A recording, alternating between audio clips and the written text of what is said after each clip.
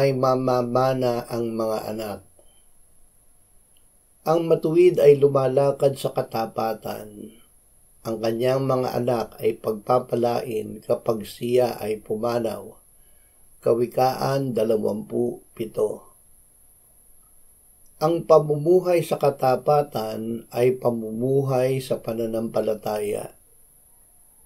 Ang gawa ng pananampalataya ay pag-ibig sa Diyos at sa kapwa.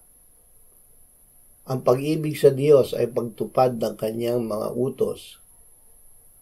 Ang namumuhay na tapat sa pananampalataya ay pinagpapala ng Diyos pati kanyang mga anak habang siya ay nabubuhay at kapag siya ay namatay.